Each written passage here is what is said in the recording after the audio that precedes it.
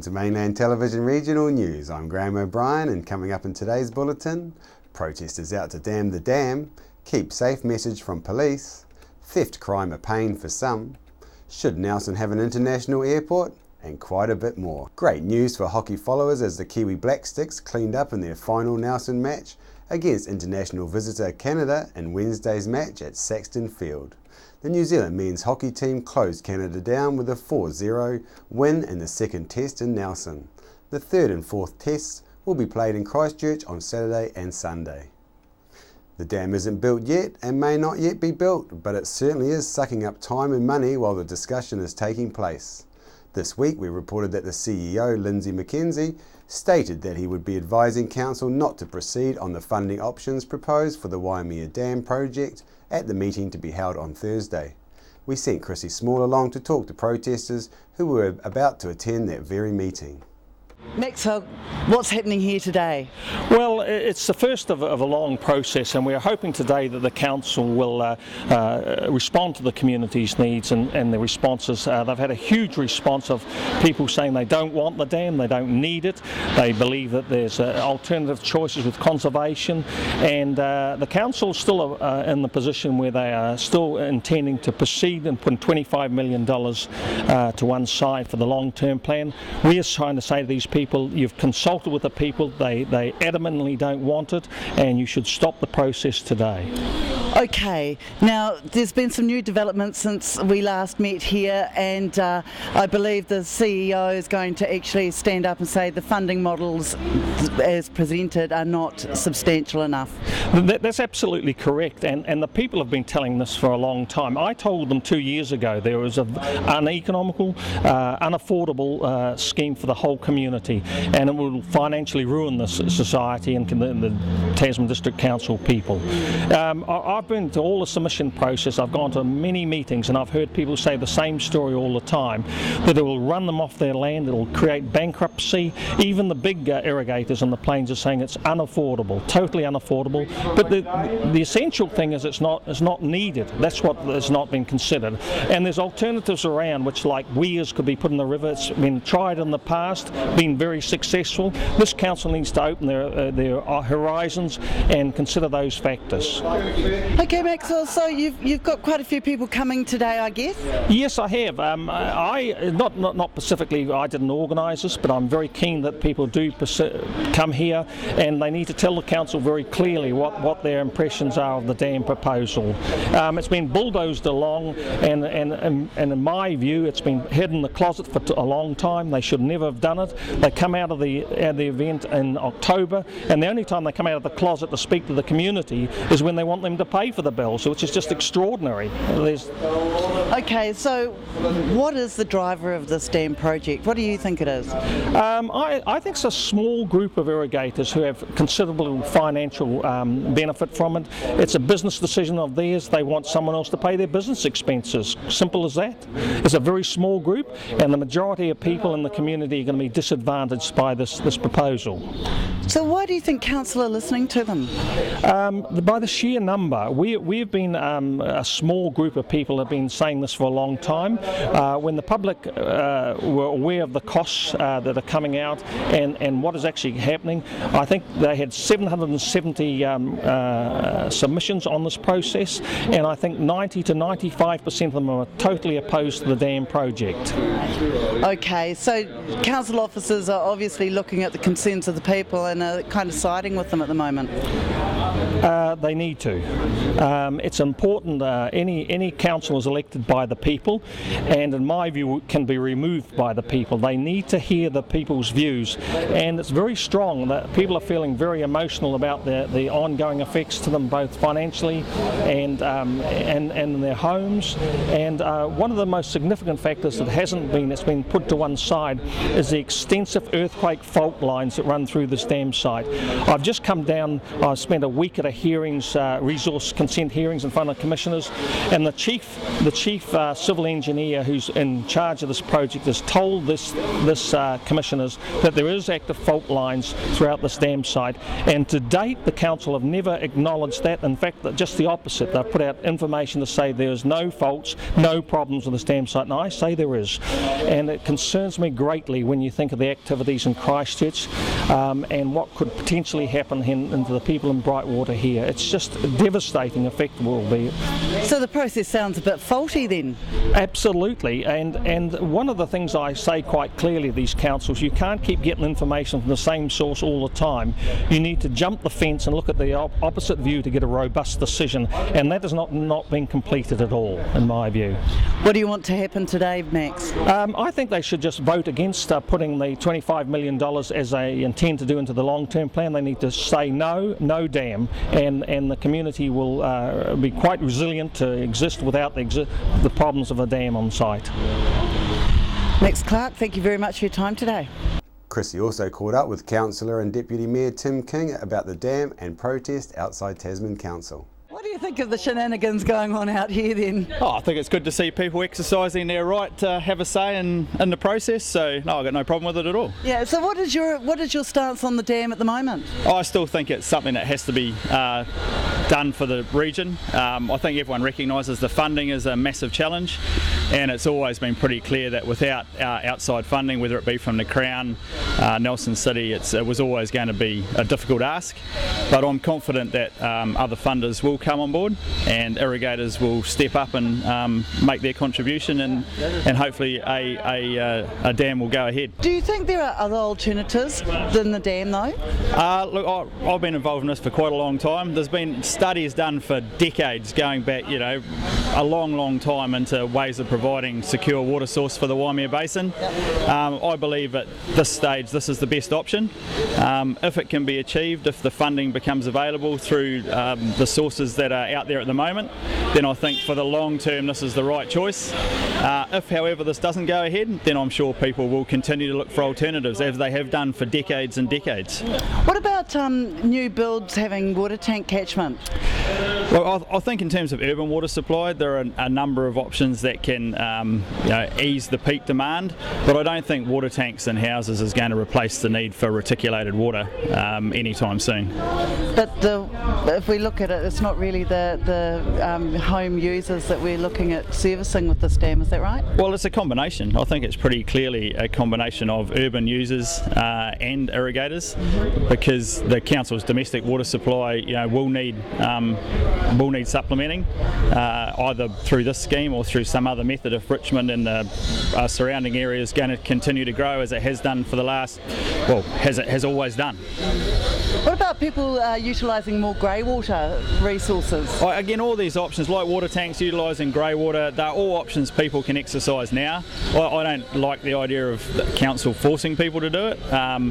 One of the key signals is the price of water, and as the price of water will, I think, continue to rise, then people will definitely look at options to supplement that in their own circumstances. It suits some people, it doesn't suit other people, and a bit like the discussion with this, one of the big issues is compulsion, and so people are unhappy with compulsion for this scheme, so I don't know why they'd necessarily support compulsion for water tanks or other things. They're all costly on individual property owners. Yeah. Oh well, let's hope that council don't make people have to pay for this dam if they don't want to.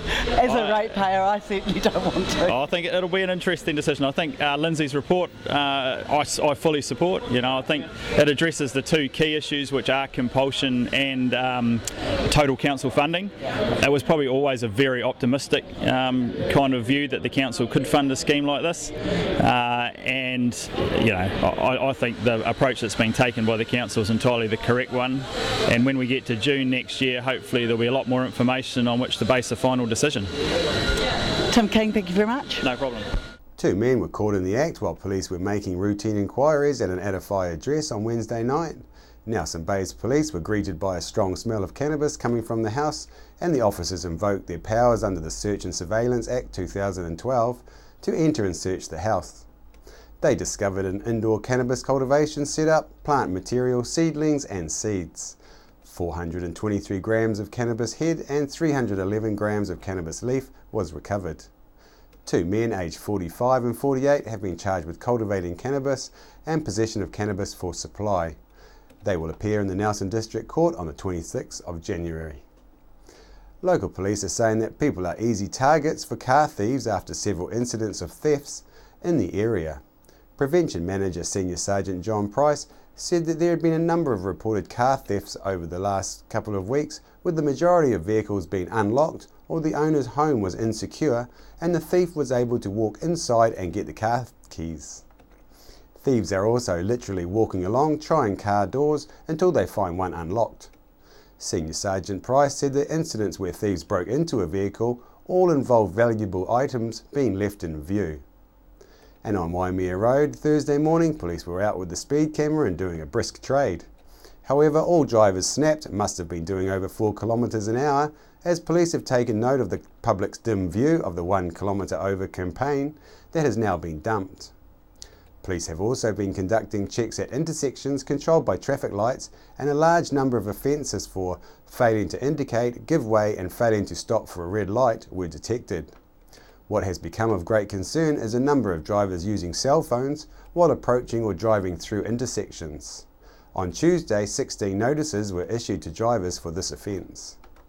With the silly season upon us, we caught up with Senior Sergeant John Price to ask about how people can keep themselves and their possessions safe, plus some tips on how to stay out of trouble. I'm here today with Senior Sergeant John Price, Preventions Manager, to talk about some of the precautions people can take about over the holidays with their safety. So with the silly season approaching, what kind of things could people, should they look out for, should they start doing? Well, I think I need to talk about personal safety, the safety of people's property, and I'd also like to talk briefly about some road policing issues. So I guess if we start off with personal safety, I think alcohol has a large part to play in people's personal safety, and moderation, I guess, is the key. If you're in a group of people, it's really important to look after each other and make sure everybody gets home safely. Everybody, I hope, will have heard about the new drink driving legislation, which relates to a lower alcohol limit of 250. So the key message there for people is if you're going out, if you drink, don't drive, because the limits are very low and there are substantial penalties which people can face, and also it's not safe to do that. And how about with people's property then? Well, it's really important that people secure their own property. Christmas time we have a lot of visitors. Most of them are really good people who enjoy our community and enjoy visiting here. But there are certain people who come who aren't like that, and we do have an increase in the theft from vehicles during this time of year. So it's really important that people lock their cars when they're leaving them. That they secure valuables out of sight so that opportunists are not able to see their valuables and easily get into their vehicles. And the same applies to your home. If you're going away, make sure that someone picks your mail up, checks your house to make sure it remains secure. If you've got the opportunity, have lights that come on automatically so it looks like your house is being lived in, and make sure that you keep it secure. And if you're not going away, the same thing applies. If you're at home and you're going out for the afternoon, make sure you shut the windows and lock your house. I know it gets really hot because it's summertime, but it's better than coming home and find someone's been into your home. Very true.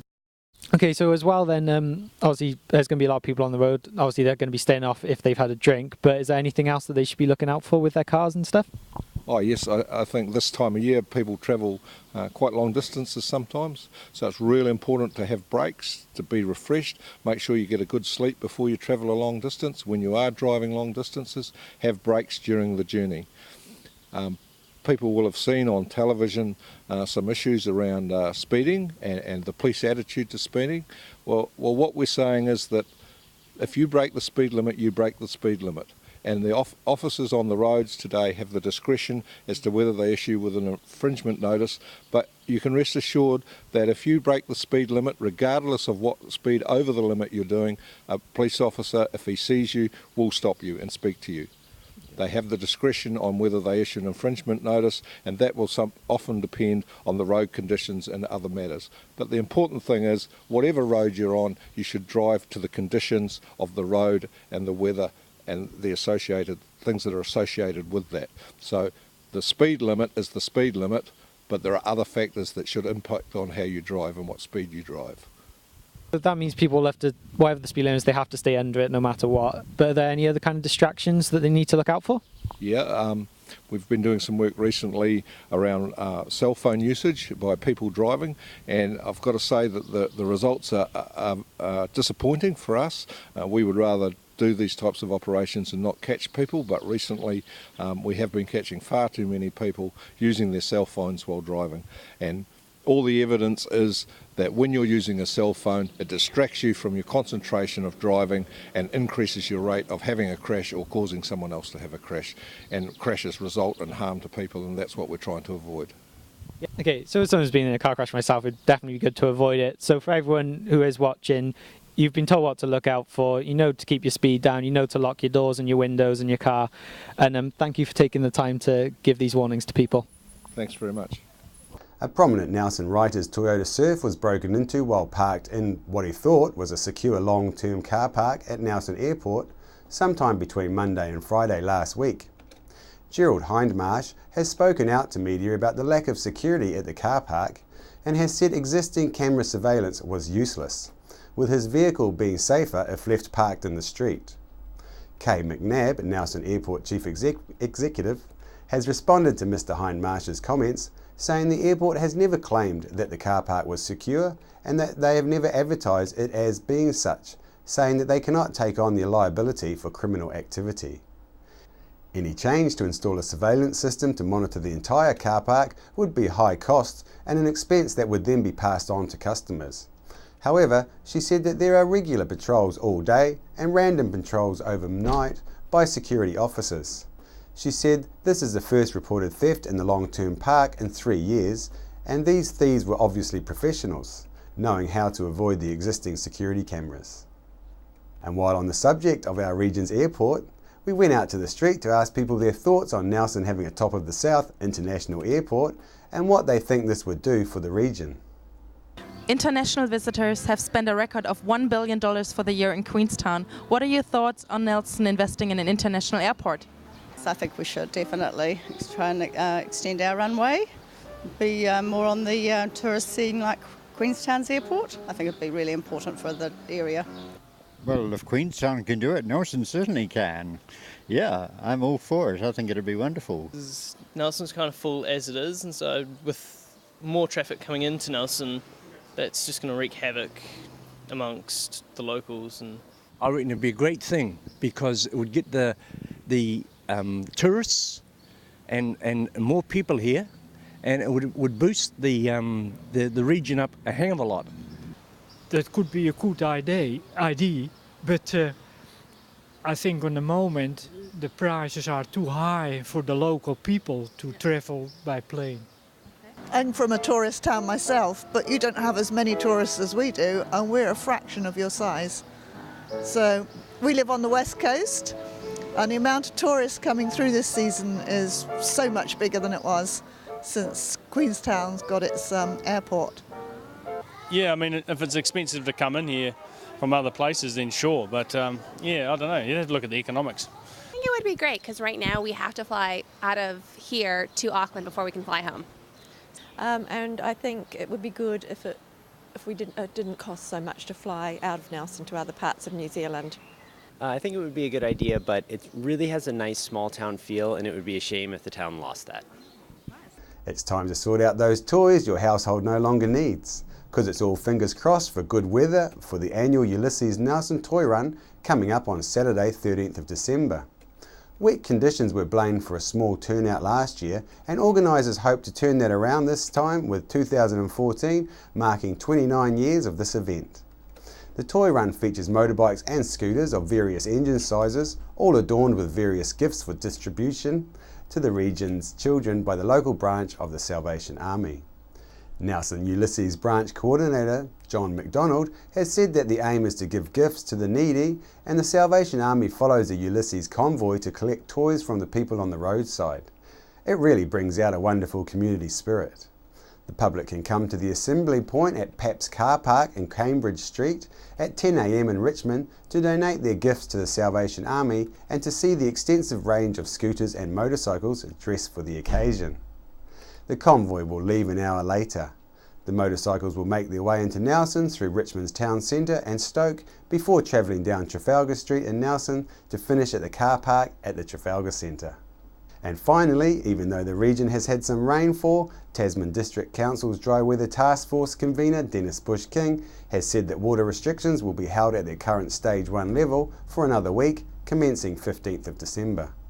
The district has not had enough rain to lift the Waimea River and groundwater levels have not really responded.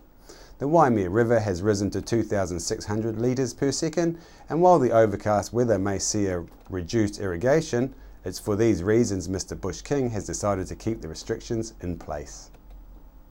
More rain was expected next week, and Tasman Council will maintain a watch on how the aquifers responds.